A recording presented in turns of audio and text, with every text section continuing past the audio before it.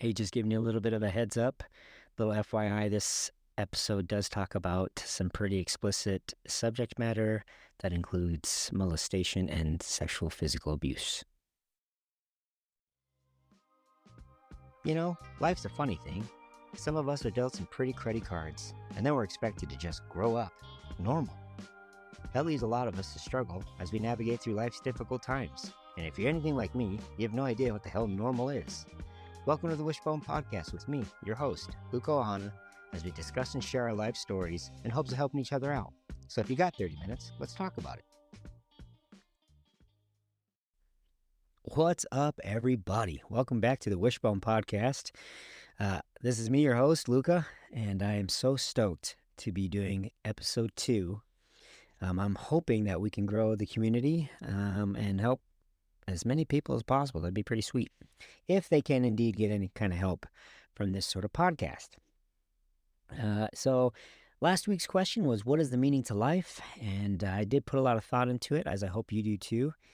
And really what comes to mind are my boys. So I have 2 sons. They're the loves of my life. And I know first and foremost that the meaning to my life are my boys. They have really transformed who I am and how I think about things. But they really underline my basic philosophy when it comes to how to live your life as far as I see it. And that's really just to cultivate positivity and try to make every day better than the last. And any interaction you have with somebody, or animals included, just try to build them up, support them. And definitely try to grow your empathy. I think we lack quite a bit of empathy and the ability to tap into that in our society nowadays. And I think that if we were to develop this so-called empathy skill, that society would be a much better place. We would be a much better place. We have a lot of finger pointing and them, they, their type talk, when it should be really we. We, because we are all involved. If that makes any sense, fantastic. I would love to hear what you guys have to think about the question, and I'm going to go into a little bit of an anecdote to support my belief system here on that question, and then we'll get into a little bit more of the who I is, part 2, my siblings. So when it comes to empathy, I have got 2 stories that are kind of a dichotomy. When I was younger, my brother and I used to go to the local Boys and Girls Club, and that was kind of our sanctuary from our kind of rough life at home. And there was a Boys and Girls counselor there, and his name was Todd. And what's funny is he left such a positive impression on us that we used to play the game Todd. And what that meant was that my brother and I would pretend we were both called Todd, pretty original, and we would come home from a hard day's work, and the goal of the game was to play normal life. At the time, we didn't really know that we were just trying to escape our home situation. But being 8 years old, that's clear to see looking back on it now that we were just trying to live a normal life, even if it was just pretend. So Todd was this pretty big, almost 6 foot tall, pretty well muscular counselor. And he was always so nice, handsome, something that you kind of looked up to. We didn't really have a good father figure, and so he kind of briefly took that position. Anyway, after a pretty significant beating from my father, I was convinced that we had to get me and my brother out of the house. And so for the first time in our young lives, we decided that we were going to tell an adult on our father, which was pretty taboo. We did love our father dearly, but I think we realized that the abuse had to stop. So we figured we would tell Todd. Who else and who better to tell than the man we idolized? So one day, with my brother right next to me, because that's kind of how we did things, side by side, his black eyes highly visible, we said, "Hey, Todd, we have to tell you something." And I remember being so nervous and so anxious. I had a big old toad in my throat. And I was the older brother, so I took the lead. And I said, "Hey, Todd, we have to tell you that our dad beats us and we need help." And I remember pretty clearly that Todd's eyes kind of did this weird glazing, and he looked 1,000 miles ahead. He could obviously see the abuse. And my brother, who later became my sister, that's why they slip up there, Ray said, I don't think he heard us. And I had to correct him and said, no, he heard us. And shortly after that, Todd walked away from us. That was a bitter pill to swallow. We didn't get the help we needed, and we learned quickly that we weren't worth being helped. At least that's the impression that I had to endure, and some of the baggage that I developed from that interaction. So to do a dichotomy of this story and total lack of empathy, leading up to my son, my oldest, being born, I was petrified of being a father. Not that I didn't want to be. I desperately wanted to be a father. I love children. And both my boys were accidental babies. We were told that we would never be able to conceive. My ex-wife has quite a few health issues. And so she was on lots of medication. A lot of Lupron was one of them, which shut down her ovaries. And we were just told that the possibility of us ever conceiving was next to zilch. So I had taken her into the hospital, found out she was pregnant. What an amazing story. So leading up to the birth of my oldest son, I was wrecked with fear. I was so terrified that I would turn into my father. One little mishap for my son and I would blow up and, harm him. As much as I was being told by my friends and family that, they couldn't see me being that way. The anger that resided deep in me and had its escape every once in a while. There was bouts of anger for sure.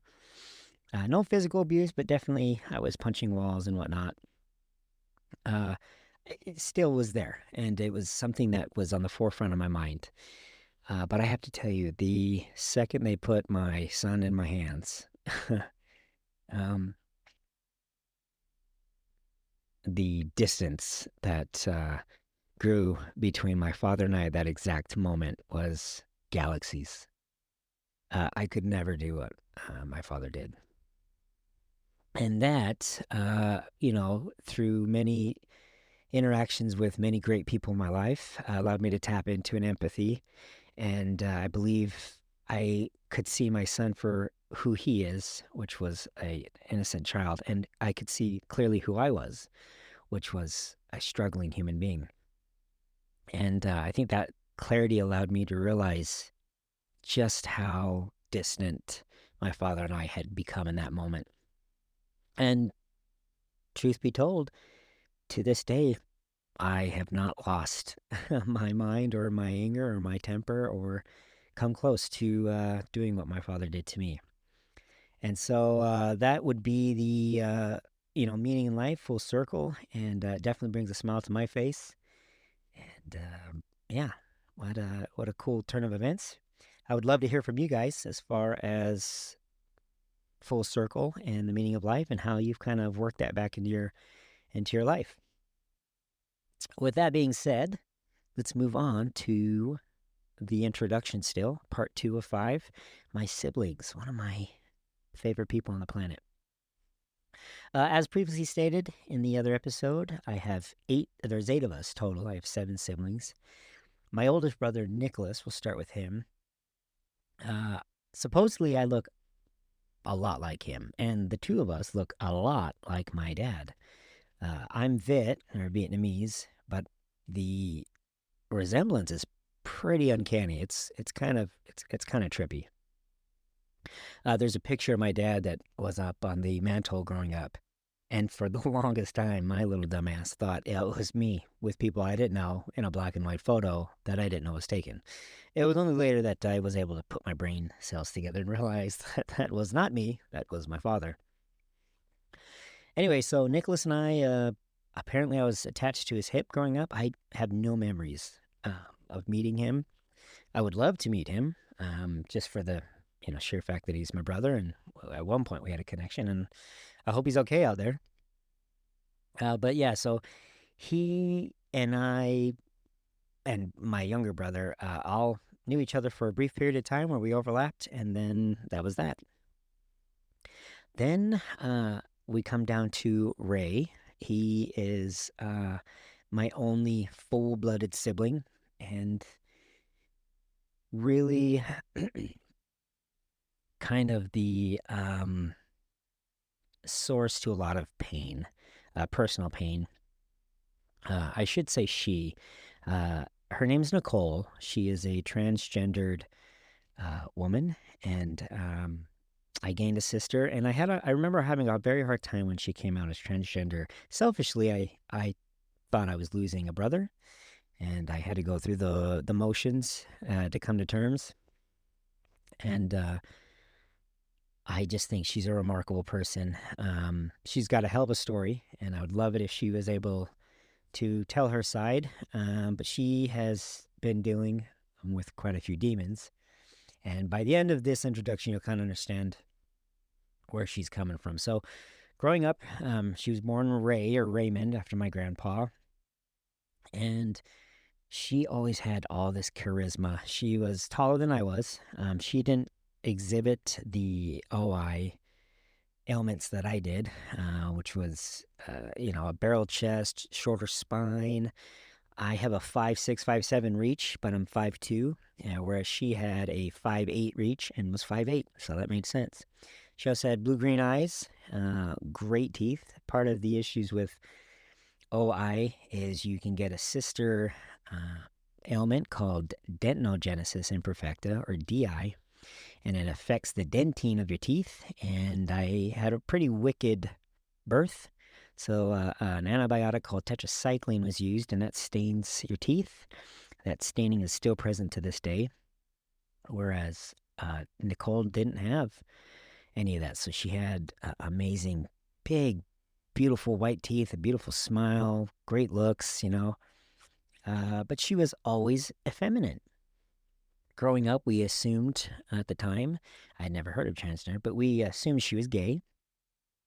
And that is what caused a lot of strife for her. So as much abuse as I got, my dad still saw me as human. He still saw himself in me.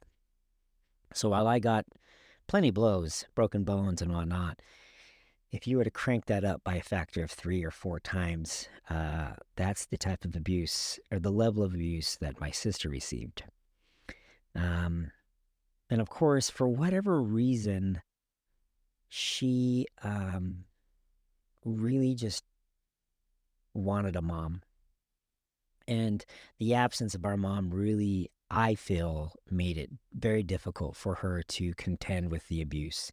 And there was quite a bit of it. Man, Nicole and I, when we were living with our uncle and auntie and cousins, we were pretty viciously molested. Warning, there is topics of molestation and abuse. A little late, I apologize, but we're going to be talking about it. And I have a pretty gnarly defense mechanism in that I actually forget a lot of traumatic things. We can talk about that more later down the line, but it's a pretty unique defense mechanism as far as I know. Not with people, just with me and my siblings. Whereas Nicole didn't. Nicole remembered every single second of the abuse. And we were maybe 2, maybe 3. And I remember 2 times, and she remembers probably a dozen times. So much so that when we were older, she used to wake me up in the middle of the night and ask her to help her end her life. She just couldn't sleep. Speaking of sleep, though, even though I was able to forget many a dreadful thing, I couldn't sleep. Ever since I was young, I've never been able to sleep well. I get 3 hours, 4 hours of sleep a night. Whereas Nicole she could fall asleep anywhere and be out blissfully. So much. She was just such a heavy sleeper. She was also a very big sleepwalker. Uh, yeah, there's several times where, we got up and she was gone, and cops were called because she was not there. And it turned out she was outside in the garden, curled up. She had crawled into an attic space. I kind of think it was her way of defending herself at a young age, and subconsciously doing that. A few times the abuse got pretty bad that I tried to convince my dad that I would take care of her. He didn't need to worry about her anymore. I would, at 9 years old, 10 years old, I would take care of her. He didn't. If it would help him not be so stressed, then I would do that. Uh, and as things go, and your home life's not very good, we thrived in the streets. We had one rule growing up, which was be out by 9 a.m. and be home after dark. And the first little bit of our upbringing, Maria, my mom, who I love dearly, wanted nothing to do with us, and clarified herself in that position. And looking back on it, I think it's because my dad was abusive, and she wanted to shield her kids from it. And she did the best she could by kind of segregating the household. So we weren't allowed to eat her food. We weren't allowed to eat any of the food. And so we used to go dumpster diving and whatever the case is. But there were gangs prevalent, and there was also sexual activity and drug use, and from a very young age. And I think that's kind of a sign of the sexual abuse. It's a pretty typical thing for children who have been molested to be hypersexual.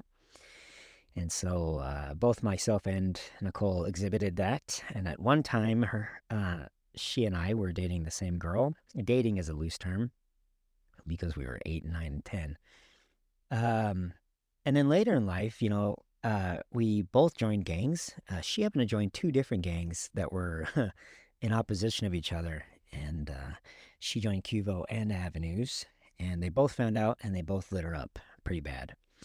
Took a brick to her. And I, being the older brother, decided I was going to do what I could to take care of whoever it was. And she turned around on me and took the brick to me.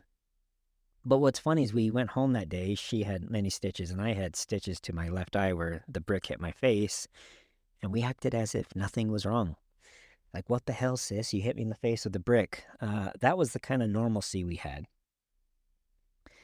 We did have DCFS called on us quite a bit, and the investigations into child abuse were plentiful, but nothing stuck, and I can't tell you why. We went to foster care. We went to 3 different foster homes, and when you know it, 2 of the 3 beat the living crap out of us. I just remember being in the top bunk bed, and the guy came home and was mad for some reason and picked me up, and in one swift motion, just from the top bunk to the floor, threw me on the ground. And Nicole kind of freaked out and tried to do what she could. And, he's an adult versus young kids. And so, yeah, we didn't like foster care whatsoever, and we wanted to go home to our dads. That was very difficult. By this time, though, my dad had grown to hate us. That was obvious. 6th grade, by the time 6th grade were all around, I was definitely an active gang member.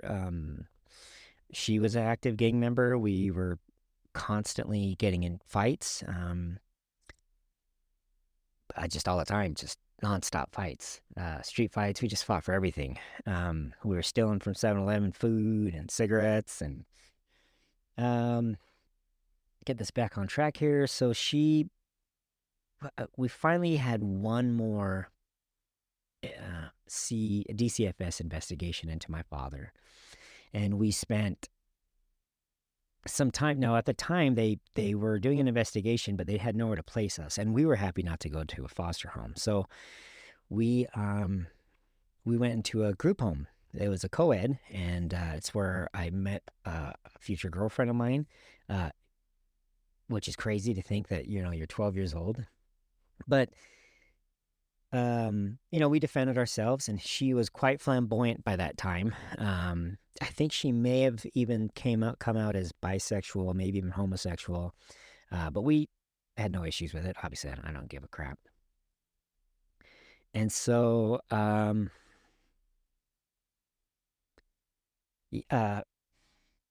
the investigation came back, and it was ruled that my sister was the cause of the issue. And so she was removed from the home. She was put into state custody.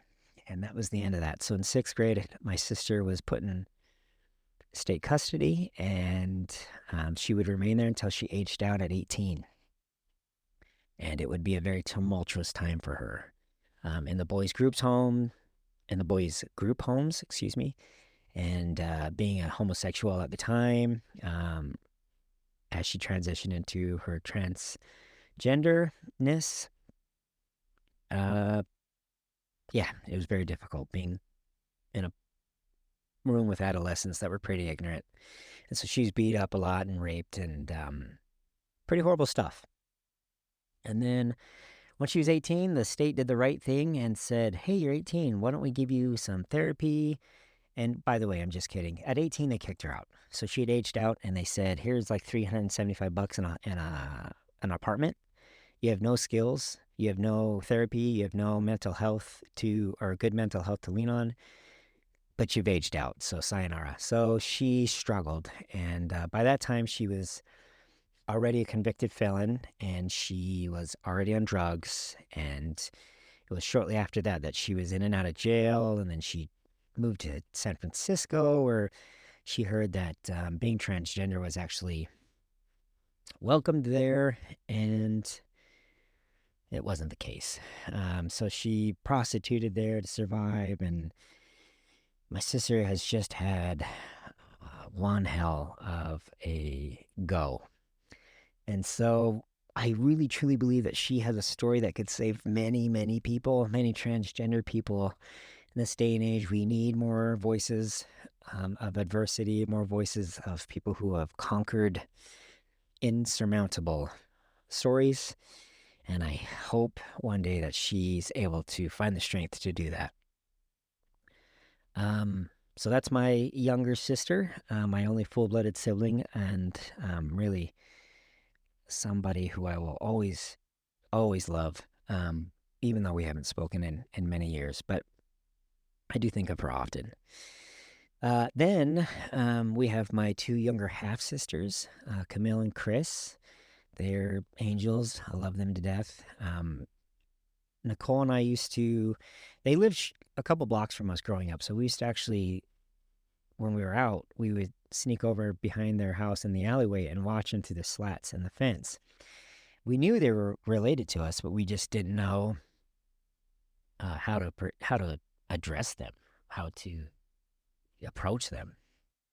And so we would just suck on honeysuckle and watch them, and just, I'm not sure what the hell we talked about, but we definitely adored them, I think, if not from afar. And it was our one connection to our mom that we could actually tangibly touch and see and feel. And I'm actually pretty close with Cammy and Chris. They have my nephews and nieces, and their dad, Mike, did a hell of a job raising them, and I love them. I love them quite a lot, and I wish I saw them more. But yeah, I think they're pretty amazing people. And then there's my younger sister, Jessica. She's my mom, Maria's youngest daughter, and she is a firecracker. She's a very successful business person. She's struggling with the death of my mom, and she's struggling with a little bit of substance abuse. Hope she doesn't mind me saying that, but alcoholism, I think, is a common thread for people who have suffered, and she has for sure suffered. So I'm not going to give away her life details. That's for her to do, but needless to say, she's definitely had some trials and tribulations for sure. Then there's my oldest sister. That's Odelie. She goes by Maria. And I would say out of all of us, she and I are the closest. I think growing up, she and I were the ones that would put blows and fight each other and go fisticuffs with each other. But somehow that translated into a very tight relationship, tight knit relationship. And without getting too emotional, I love the hell out of my sister. So those are my two stepsisters. We don't use the word step. We don't consider it the right word. I mean, that's what it is in reality, but we definitely don't consider using that. We don't use it. So we are siblings, hermanas, hermanos, brothers, sisters, whatever you want to call it. And I love her very much. Her husband, Roy, and her son, Eric, just the greatest salt of the earth you could find. Great people, down to earth, just lovely people. If you can't tell, I can't say enough good things about them. And then there's my youngest brother, the son of my father and of my late mother. Leonard is a unique situation. He is 6 foot tall or damn near close. Great genetics. He grew up pretty heavy. He had a lot of low self-esteem, and he's transformed his body. He's the last time I heard, he was sponsored by several nutritionist companies. He's got a great physique. He just possesses the demon, and I say demon loosely. He possesses all the evil that my dad could muster and that he tried to give to us kids, all of us. Failed, I hope, with me. But he was very successful with Leonard, and my mom would call him later sick with money. He just does everything for a dollar, at the sake of sacrificing his family and his bonds. I'm sure if he ever were to hear this, he would be livid. But I love you, Leonard, and I hope one day we can mend our relationship. And if you disagree, you can definitely hit me up and we can talk about it. But that makes 8 of us. So those are our siblings. I felt more comfortable telling the story and details more so of my sister Nicole's life, mainly because her and I were in the thick of it for most of our lives, our young pre-adult lives. And I definitely do think of her often. I think of Leonard often. I think of all of them pretty much every day. Those are my siblings. They definitely have built me and shaped me into the person that I am. I would have not been humbled if I didn't have my sisters, and I would not have been protective if I didn't have my siblings. And they were kind of my first kids. Kind of weird way to say that, but we took care of each other, and we still do. So I love you guys very much. All right, so here we are into the segment Gray Matters. And the question is life black and white, or is it on a scale? Now, I'm a huge, huge, huge believer that life is on a scale, and very rarely are you going to ever find an example of black and white. Very, very rarely. The only one that I could ever think of, and this is on the spot, is would it ever be okay to molest somebody? And the answer is obviously no. But most of the time, everything else is on a scale. Gender's on a scale. Sexuality's on a scale. Prosperity, happiness, everything's on a scale. And if you disagree, I would love to hear from you why. But the natural world is on a scale. Nothing is black and white. Sex is not black and white. I just mentioned gender, but that for sure is not black and white. But think about it. Tell me what you think. Well, that's it, folks. Thanks for stopping by. Make sure to check out the show notes.